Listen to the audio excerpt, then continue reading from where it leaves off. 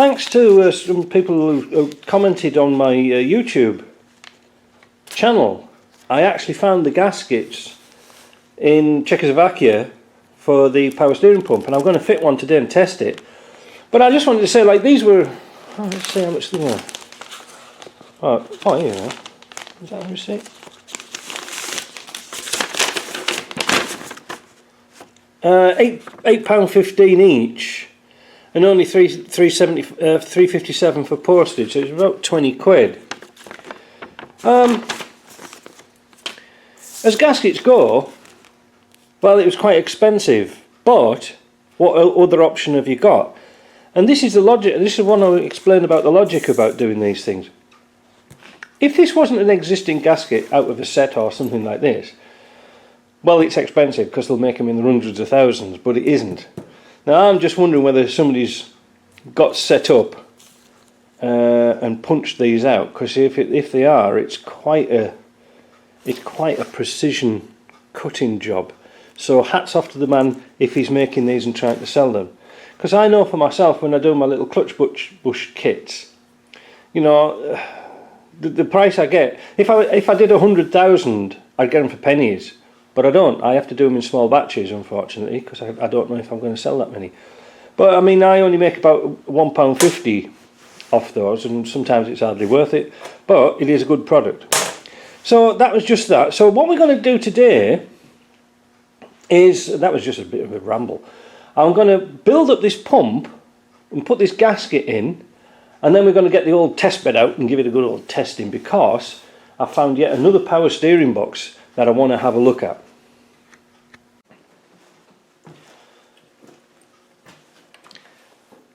So we're going to fit the gasket here that we got from Czechoslovakia in this pump.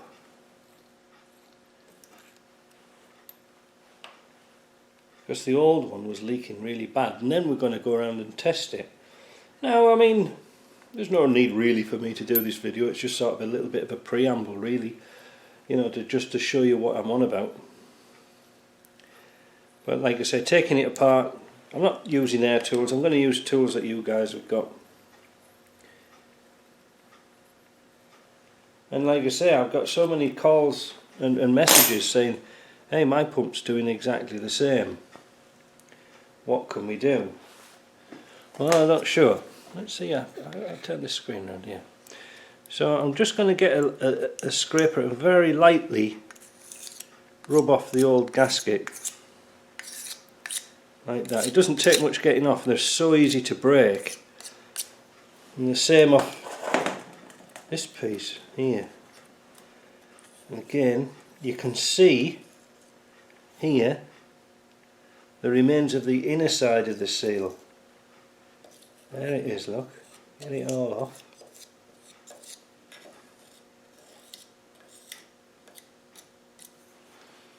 All the way around.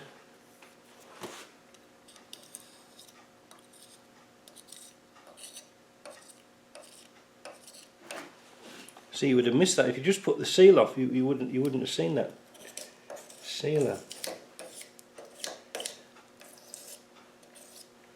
So I think that's all off. So I'm just going to get a bit of brake cleaner and clean all this lot up. So with a bit of brake cleaner, I'm just going to clean up the bits and pieces. Make sure there's no dust. Whoa, see that? Now, that's clean enough. What I'm going to do to the gasket, I'm not going to put any gasket cement on it. I'm just going to use simple good old grease. And grease will actually soften up the gasket and make it seal a lot better. You never put gaskets on dry. Sometimes you put sealer on, sometimes not. But this was an old trick they used to teach us when we were apprentices. Just put a bit of grease on them and they'll soften up. And of course, this is quite a precision type of piece of kit.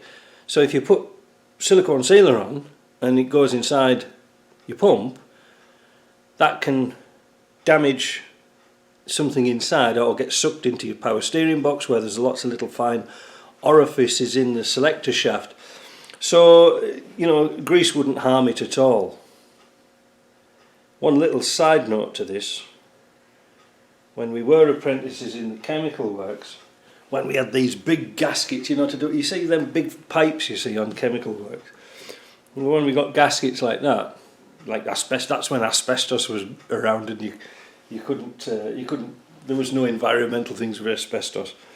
Anyway, they just used to throw them in a puddle. You know, just a puddle on the floor and then throw them in and let them soak up.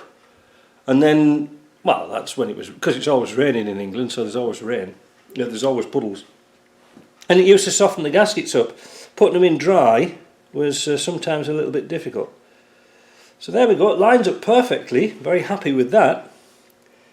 And now we're just going to line up the cover the right way around. I didn't know it went on two ways. Oh, there you go, learn something new every day.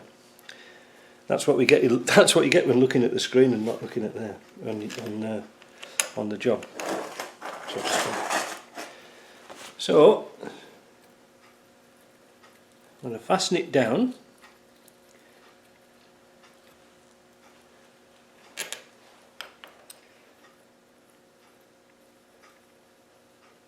There we go.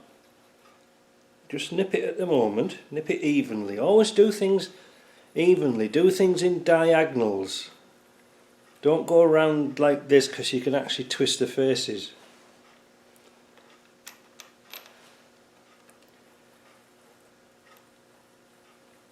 There we go. And now we can just lightly snug those up. There we go. I must admit the shipping of this package from Czechoslovakia, I got 2 gaskets just in case I need another one. But it was really fast. I think it was about 5 days or something like that. It was here. Not like Canada Post. It takes 5 days to get to Montreal. It's only 150 kilometres away. You could walk quicker. So that's that done. Now, just to be sure, and we were going to say this pump is reconditioned, I'm going to take off this end cap here, this flange, and replace the O-ring. I've got 2 sets of universal O-rings like this. This set's in metric and the other set's inch. But something to notice, because not a lot of people know this. In the bottom corner here, there's 3 little notches, and that signifies the thickness of the O-ring that you require. And that looks like 1.78.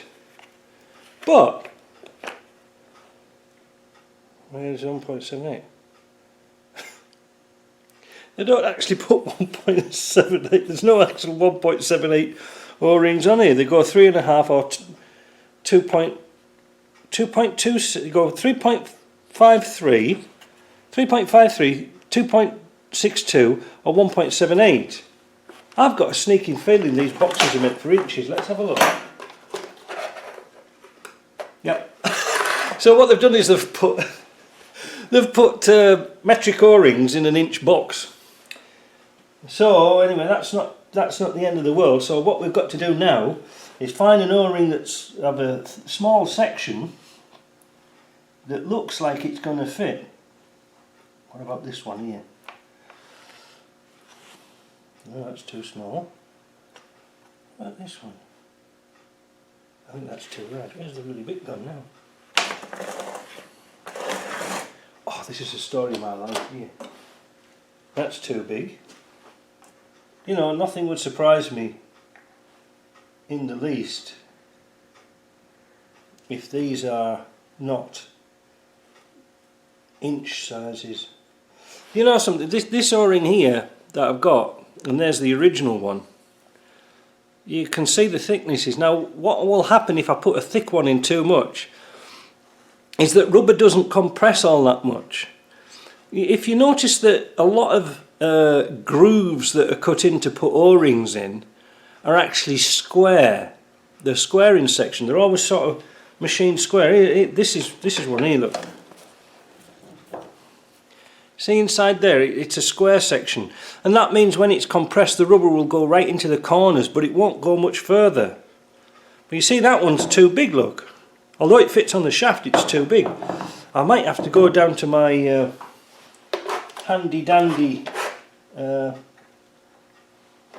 first to see if they've got one of the right thickness and the right sort. Oh, wait a minute, what's this one here? That fits on there. It's a bit loosey-goosey, but I think when I put it onto there, oh, that's going to be, that's the business. What size was that? That was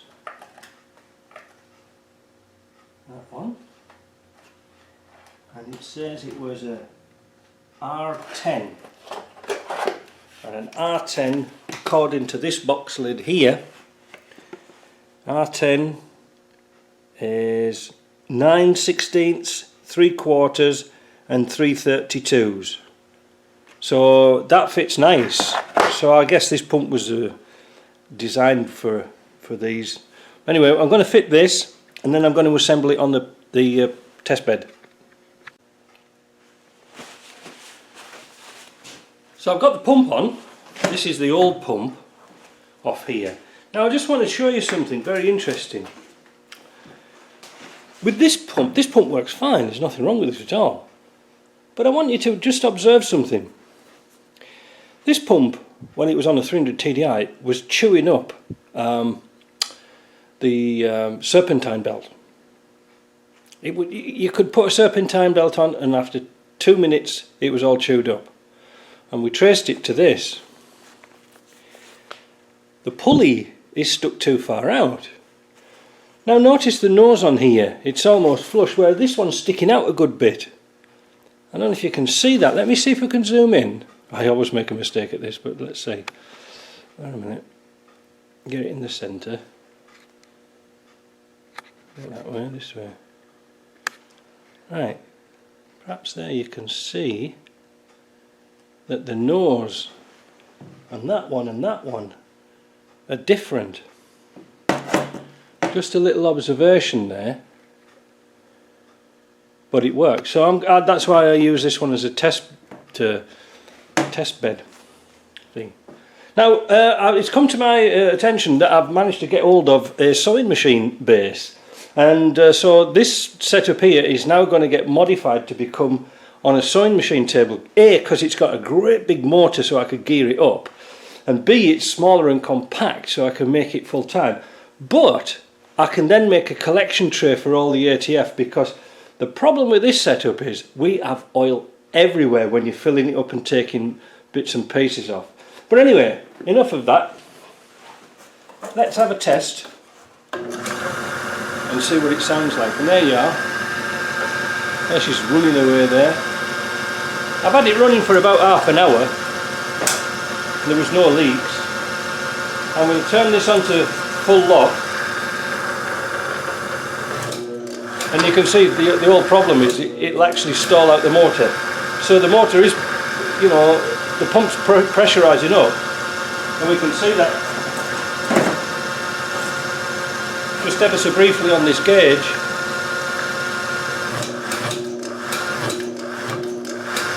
So that's working.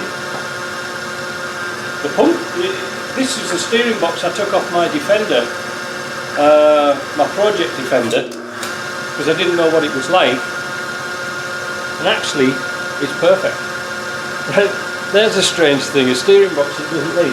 So I've left it on and it's dry as a bone, so there's no reason for me to think that this is a defective steering box. So that goes on the shelf as a tested used, not a rebuilt one. So let's go on, I'm going to take the camera off the stand and let's have a look inside the reservoir. If you can remember before, all the fluid in here was aerated. And I can turn the steering and there's nothing. So that's pretty good. That's a good sign that that pump is good, and we can look around it. We can have a look at all the joints, and it's dry as a bone. So job done for $8. We've saved a very expensive pump. So I hope you like that little video, and I'm going to have a look now and see if we've got some more pumps that need fixing.